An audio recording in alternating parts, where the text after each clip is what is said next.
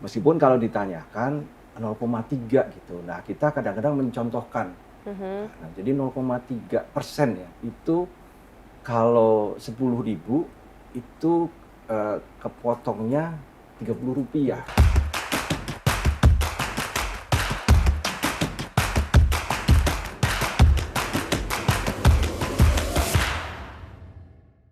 Pok, bayar Pok. Ya, makan apa tadi? Nasi gorengan 2 sama ayam Jadi 20.000. 20.000. Pakai kris ya? Iya bisa, tapi kena tambahan ya 1.000. Bener tambahan 1.000. Ada biaya tambahan Pok. Biaya tambahan yang ditambahkan kepada konsumen itu namanya surcharge, dan surcharge itu gak boleh oleh pedagang. Untuk lebih lengkapnya, kita tonton podcast yang berikut ya. Pok, yang bayar Pok. Bang, pakai kris Bang. Ngapain jadi gue yang bayar? Gue kan cuma nerangin. Gue senter lu. Gua senter balik lu. Halo anak Jakarta, kembali lagi nih dengan saya Hanan di Cerpen Cerita Perlindungan Konsumen. Nah, sekarang ini lagi marak banget yang namanya tambahan biaya layanan kepada merchant atau konsumen terhadap kris. Nah, kita di sini mau ngebahas tentang itu nih anak Jakarta. Tentunya saya di sini nggak sendirian, saya udah ditemani oleh dua bapak-bapak keren di sini yang siap menjawab semua permasalahan anak Jakarta. Yang pertama kita sapa dulu, ada Bapak Amirul Wicaksono sebagai Direktur Teknologi dan Operasional Bank DKI. Halo Pak, bagaimana kabarnya? Halo, anak Jakarta, apa kabar? Baik, semoga sehat selalu ya Pak. Sehat. Yang kedua, telah hadir bersama kita yaitu Bapak Heri Afrianto sebagai Kepala Divisi Perizinan dan Implementasi Kebijakan SP Bank Indonesia DKI Jakarta. Halo Pak, bagaimana kabarnya? Baik, sehat-sehat semua. Gimana kabarnya anak Jakarta? Sehat selalu ya. Alhamdulillah. Salam kenal ya Pak. Nah, Nah, mungkin awal sebelum kita mulai podcast ini kita mau perkenalan dulu nih sebenarnya untuk merefresh juga kepada anak Jakarta. Apa sih yang namanya kris itu gitu? Mungkin bisa dijelaskan dulu oleh Pak Heri. baik, terima kasih Mbak Hanan. Jadi KRIS itu adalah singkatan dari Quick Response Indonesian Standard. Ini merupakan gabungan dari beberapa QR code sebetulnya yang sudah ada dari masing-masing PJP, termasuk nanti mungkin Pak Amirul dari Bank DKI juga bisa menjelaskan. Nah, KRIS ini mempunyai fitur yang unggul. Itu juga merupakan sebuah singkatan biar anak Jakarta ingat ya. Unggul itu U-nya adalah universal. Jadi dengan menggunakan satu kris, nanti anak Jakarta bisa menggunakannya untuk transaksi. Kalau misalnya anak Jakarta mau belanja bisa pakai itu. Atau misalnya punya usaha UMKM bisa itu untuk menerima pembayaran dari konsumen. Yang kedua adalah gampang. Gampang artinya anak Jakarta tinggal buka handphone, aplikasi, langsung scan, bisa langsung pembayaran. Yang ketiga adalah untung. Untung itu artinya kris itu bisa menerima pembayaran dari manapun, dari banyak QR code yang sebelumnya terpecah-pecah, sehingga bisa satu itu. Yang terakhir adalah langsung. Langsung itu artinya pembayaran dengan menggunakan metode kris bisa langsung seketika dapat notifikasi pembayarannya. Dan bisa di akhir hari sudah bisa settlement untuk bisa keperluan berikutnya. Betul. Mungkin itu secara singkatnya dulu. Keren sekali ya, si kris ini unggul gitu ya Pak ya. Nah, kalau begitu berarti alasan lagi nih kenapa masyarakat itu harus pakai kris nih Pak Am, coba boleh dijelaskan nggak Pak? Ya, kalau sekarang kan transaksi itu dituntut bisa kapan saja. Betul. Dan harus digital. Oh iya. Nah, digital itu atau manfaat kris sebenarnya itu bisa kita singkat namanya Cemumuah. Oh gitu, cuma apa itu? Cepat, mudah, aman, murah, dan handal. Oh iya betul. Nah, kalau dari sisi Bank DKI punya mobile banking. Mobile bankingnya itu bisa untuk transaksi kris.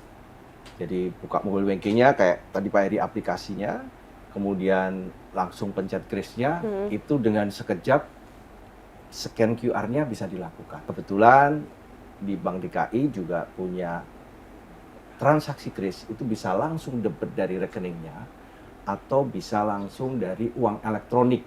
Oh. Kalau boleh kita sampaikan ke anak Jakarta nih, karena Bank DKI itu banknya orang Jakarta, Betul. mobile bankingnya namanya Jack One Mobile. Jack One Mobile. Uang elektroniknya namanya Jack One Pay. Jack One Pay. Jadi semua digital. Ayo anak Jakarta tuh dicobain ya layanan-layanan dari Bank DKI.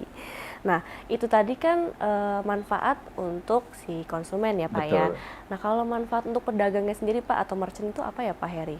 Ya, baik. Banyak sekali ya manfaat untuk merchant ya. Pertama, tentu ini kan metode pembayaran kekinian ya, keren ya. Kita bisa jualan apapun, misalnya di pasar atau di mana gitu, pakai QR gitu, pakai kris ya. Itu kan keren. Kalau misalnya kita datang ke suatu pasar misalnya, tiba-tiba kita bayarnya Nggak pakai cash, pakai- lagi kan. Heeh. Kalau pakai cash kan kembalian dan lain sebagainya. Iya. Ini dia cukup menyimpan krisnya itu, kita bisa scan. Itu keuntungannya. Orang yang tadinya mungkin karena lupa nggak bawa cash, jadi tetap bisa belanja karena dia tinggal buka aplikasi. Artinya potensi penjualan dia tetap bisa tinggi. Yang kedua itu transaksinya kan langsung masuk ke rekening tuh. Artinya itu akan tercatat tuh transaksi harian dia itu berapa, sehingga dia bisa lebih mudah untuk merencanakan untuk kegiatan produksi berikutnya.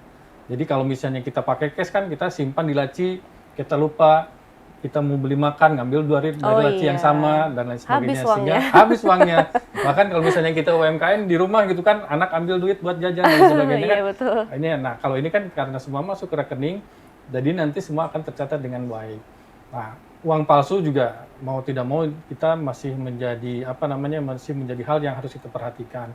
Kita banyak sekali menerima isu bahwa ibu-ibu di pasar terima uang palsu 50 ribuan, 100 ribuan. Nah, kalau misalnya dia pakai kris, kan itu sangat bermanfaat untuk menghindari. Mungkin itu gambaran besarnya saja. Jadi ada keuntungan dari sisi penjualan, personal branding juga karena itu kan metode pembayaran kekinian, dan juga dia bisa mengkalkulasi bagaimana pengeluaran pemasukan dia, transaksi harian dia. Itu sangat bermanfaat buat dia nanti mengembangkan usahanya. Betul. Mungkin itu gambaran besarannya dulu. Betul, jadi enak sekarang tuh kita mau apa-apa bayar mudah ya Pak ya. Ya. Nah cuman nih yang lagi rame nih isunya sekarang ini adanya biaya merchant discount rate atau MDR. Nah yang sebelumnya itu sebesar 0% sekarang 0,3% ya Pak ya. Nah itu mulai berlaku sejak 1 Juli 2023 kemarin. Nah mungkin bisa dijelaskan nih sebenarnya tujuan MDR itu untuk apa Pak Heri? Sebetulnya itu tarif yang dikenakan kepada merchant. Jadi kalau misalnya kita punya usaha, itu dikenakan kepada mereka. Tujuannya tentu adalah supaya sistem layanan kris itu bisa lebih optimal lagi. Karena kan mau tidak mau, kita harus akui itu ada sistem yang harus kita jaga ya Pak. Betul. Supaya lebih terjamin. Isu-isu settlement, gagal bayar, crash error dan lain sebagainya bisa lebih diminimalkan. Nah, itu yang harus kita pahami bersama. Tapi kita tetap berusaha supaya bagaimana tidak membebani kepada merchant itu sendiri. Makanya diambillah angka 0,3 itu yang sebetulnya pada masa pandemi kan 0% itu karena masa pandemi sehingga kita sadari transaksi mungkin agak berkurang ya.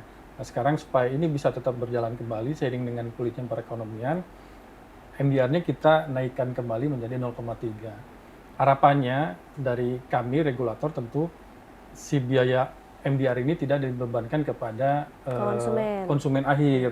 Karena kami sudah memperhitungkan bahwa MDR itu dari sisi nilai sebetulnya relatif kecil lah gitu. Artinya dari total pembayarannya dibandingkan dengan biaya yang mungkin dikeluarkan kalau merchant itu menggunakan metode pembayaran lain baik cash ataupun kartu kredit yang biaya ekonominya sebetulnya bisa lebih besar lagi dibandingkan ya, dengan kris. Mungkin itu besarannya. Oke, nah kalau dari Pak Am nih Pak terhadap MDR ini, apakah pernah mendapat keluhan dari para merchant Pak atau pedagang-pedagang, terutama yang kecil ya Pak ya, yang mikro usaha gitu ya Pak ya? Iya. Bank DKI itu sekarang mungkin punya 50 ribuan kira-kira ya merchant yang menggunakan kris gitu. Sampai saat ini sih tidak ada hal yang mereka secara serius gitu komplain.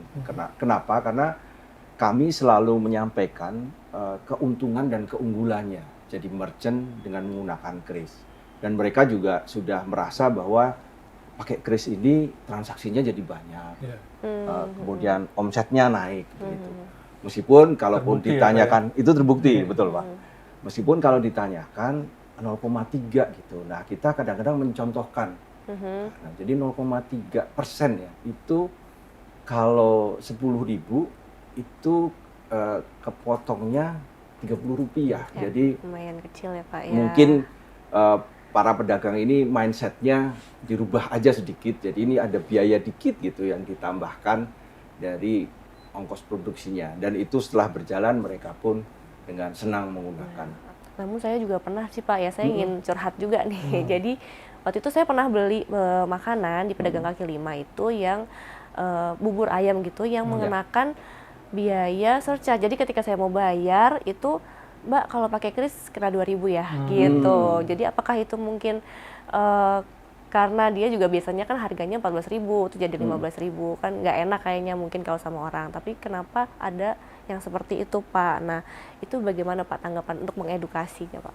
Ya, edukasi terus kita lakukan. Termasuk tadi Bank DKI ini juga punya aplikasi merchant namanya Check One Merchant yang begitu mudah Pak. Jadi kalau tadi dikatakan bahwa ada biaya-biaya yang timbul karena transaksi, itu kita minimalkan. Jadi memang kuncinya itu adalah meyakinkan mereka, para pedagang itu jangan bebankan ke konsumen, tapi merupakan bagian dari biaya yang harus ditanggung dan dimasukkan.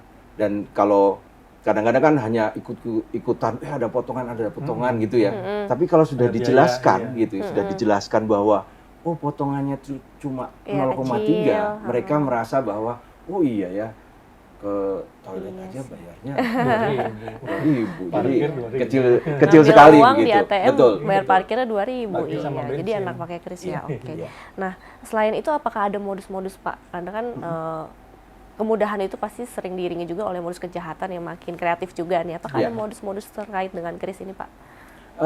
Selama ini nggak ada ya.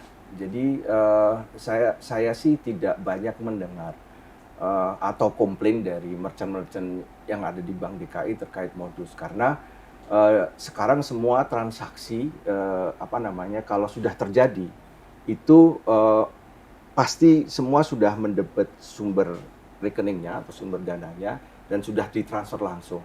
Dan Bank DKI juga terus menyampaikan kalaupun ada problem biasanya karena jaringan gitu. Oh iya. Karena jaringan. Nah, ini yang terus kita edukasi bahwa aplikasi ataupun ya boleh dong dicek ada pulsanya enggak sih gitu. Jadi sekarang enggak lah. Kalau sekarang kan data atau pulsa itu sudah Sangat murah Pak ya, murah, sangat iya. murah. Jadi Oke. tidak ada suatu komplain yang serius tentang Oke. transaksi kris. Oke Pak, terkait MDR tadi di Bank Indonesia itu ditentukan ya Pak ya, berapa sih MDR yang, karena beda-beda ya Pak ya, nggak semuanya 0,3 gitu ya Pak, boleh Ya. dijelaskan Pak? Ya, jadi kebetulan ada peraturan baru, keputusan Deputi Gubernur yang baru saja dikeluarkan di tahun 2003 ini, ada besaran-besaran MDR yang berbeda untuk masing-masing kategori ya. Jadi untuk yang reguler itu, untuk yang mikro itu tadi yang 0,3. Tapi untuk yang kecil, menengah, dan besar itu 0,7 sebetulnya. 0,7. Karena ya kita lihat juga pasti volume transaksi mereka kan lebih besar. Dan tetap 0,7 itu sebetulnya sangat kecil ya Pak ya, dibandingkan dengan transaksinya. Terus juga ada yang sifatnya khusus. Sifat khusus itu misalnya untuk pendidikan. Pendidikan kan banyak tuh bayar uang bulanan dan sebagainya. Itu 0,6%. Terus juga ada yang untuk sekarang banyak juga pakai SPBU. Pom bensin. Ya. Itu 0,4 dia. Nah, yang sifatnya non profit misalnya bansos atau misalnya pajak, paspor itu 0%. Masjid Pak, masjid, gereja itu masuknya 0% ya, Pak? 0%. Nah, itu yang sifatnya kepada masyarakat donasi.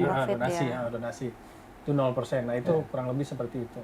Oke, Jadi kalau Pak. kita lihat sekarang banyak masjid-masjid yang udah pakai QR itu 0% ininya. Nah, berbicara tentang masjid-masjid yang pakai QR nih, pernah terima laporan yang mengenai QR palsu gitu-gitu ya Pak ya, masjid. Nah, itu bagaimana tuh Pak? Apakah bisa diadukan ke Bank Indonesia Pak terkait hal tersebut? Ya, tentunya bisa diajukan ke Bank Indonesia ya anak Jakarta. Tapi pertama tentu aspek kehati-hatian kita harus juga dilihat ya. Artinya ketika kita akan men-scan kris, Krisnya itu. apapun itu, mau donasi, mau pembayaran, tentu kita harus mengidentifikasi ketika berhasil di-scan, apakah sesuai antara yang di-scan itu dengan merchant-nya. Jadi misalnya ketika kita men-scan donasi, apakah betul yang muncul di situ adalah identitas si masjid tersebut misalnya atau tempat ibadah tersebut. Jangan sampai ya karena kita merasa kita mau donasi, kita lupa, kita nggak ngecek langsung main input-input aja gitu. Iya, Nah betul. artinya dari kita pun harus hati-hati. Nah yang kedua kalau misalnya ternyata ada hal itu, pertama itu tentu kita konfirmasi dulu kepada merchant-nya gitu. Harus ke PJP-nya juga ya. Ini apakah ke salah merchant-nya dulu. salah menyediakan kode dan lain sebagainya gitu atau seperti apa? Nanti dari situ tentu bisa kita fasilitasi juga untuk kemudian mencari solusinya kalau misalnya memang ternyata ada hal-hal yang perlu tindak lanjut lebih lah dari kita Baik, kalau Indonesia. begitu Pak. Nah ini penting sekali ya buat anak Jakarta nih supaya tetap memastikan apakah QR-nya itu sesuai namanya dengan merchant-nya Iya. gitu. Jadi jangan asal cepet-cepet buru-buru Iya. input, kan nanti juga kalian juga yang rugi gitu Iya, ya. betul. Nah mohon maaf sekali nih Pak, kita harus menyudahi. Nah Oke. tapi sebelum menyudahi perbincangan ini, mungkin dari Pak Am ada yang ingin disampaikan nggak kepada anak Jakarta? Kalau anak Jakarta mau usaha juga, mau wira swasta, mau bisnis nih, gitu, itu juga daftar jadi merchant kris itu juga mudah, Udah. gitu. Jadi banyak, khususnya kalau saya cerita Bank DKI saja deh, Bank DKI punya Check One Merchant, itu bisa download aplikasinya dan dalam waktu 1 hari dia bisa menjadi merchant yang bisa bertransaksi kris. Dan kris itu ada istilah TTM. Jadi TTM itu bukan teman tapi mesra, tapi tanpa tatap muka. Krisnya bisa di-scan, bisa dikirim, kemudian bisa ditransaksikan gitu. Nah, ini salah satu kemudahan kris yang banyak dipakai untuk transaksi yang tidak harus datang ke merchant, Pak. Kan anak muda itu kan transaksi WA-WAan jadi gitu ya. Nah, teman-teman yang mau jadi wirausaha bisa download Check One Merchant jadi merchant di Bank DKI ataupun bank-bank lain juga pasti punya aplikasi yang mirip-mirip. Tapi Keren. Bank DKI untuk anak Jakarta. Mantap. Saya jadi ingin sekali nih Pak mendaftar Ya. kris karena kebetulan saya ada usaha kecil-kecilan. Nah, cocok itu. Nah, Karena- boleh dong Pak, mungkin bagi anak Jakarta juga yang ingin mendaftarkan kris, bagaimana Pak caranya? Iya, baik, terima kasih. Tentu tadi sudah disampaikan oleh Pak Am ya. Mm. Kita bisa mencari kira-kira kantor cabang PJP lah ya kita sebutnya, penyelenggara kris yang nyaman menurut anak Jakarta, maunya apa, mau di Bank DKI, mau di mana, yang nyaman kira-kira datang. Nanti biasalah kan kita harus mengisi formalitas ya, data usahanya apa, dokumen yang diminta apa, nanti akan ada proses verifikasi dari PJP itu. Nanti dari PJP itu setelah ada persetujuan tentu dia akan menginformasikan krisnya seperti apa. Nah, setelah itu ya udah tinggal Berarti nanti dikirimin dikirim, logonya gitu ya, langsung siap pakai gitu ya betul. Pak. Tapi yang pasti pastikan dulu itu adalah yang betul-betul anak Jakarta nyaman. Betul. Tanyakan dulu bagaimana settlement-nya dan lain sebagainya, bagaimana fasilitasnya dan lain sebagainya. Kalau Bank DKI tadi sudah menjamin dengan Ya, kita H+0 Pak H+0. settlement-nya. Nah, Ya. itu bisa jadi rujukan juga kalau misalnya anak Jakarta mau membuat kris sendiri untuk merchant-nya, begitu. Keren sekali. Boleh tepuk tangan dulu untuk dua narasumber kita. Terima kasih nih Pak sudah hadir di sini. Iya. Ya, mungkin sebelum menutup sesi perbincangan ini, Bapak mau pantun? Iya dong, kalau orang Jakarta pasti pantun. Betul, biar rame gitu. Tambahin cakepnya ya. Ya, siap. Ikan sepat, ikan gabus. Cakep. Ikan gabus jalan-jalan sama ikan bawal. Cakep. Lebih cepat, lebih bagus dengan digital. Mantap. Dari Pak Heri mau membalas? Boleh. Boleh Pak, silakan. Anak Jakarta kenalnya si pitung, Cakep. kenalnya golok bukanlah keris. Cakep. Kalau anak Jakarta mau untung, cepat-cepatlah gunakan kris. Mantap. Luar biasa. Terima kasih ya Pak sudah hadir menemani saya untuk menjawab kegelisahan anak Jakarta. Nah, itu dia tadi adalah informasi seputar dengan MDR Kris. Nah, Jangan lupa tonton podcast ini sampai habis biar tahu apa aja itu pengertian dari Kris dan MDR tadi. Nah, semoga dengan adanya perbincangan ini kita semua terhindar dari hal-hal yang tidak diinginkan. Nah, saya Hanan, Pak Am dan Pak Heri pamit undur diri. Sampai ketemu di lain waktu. Dadah. Salam.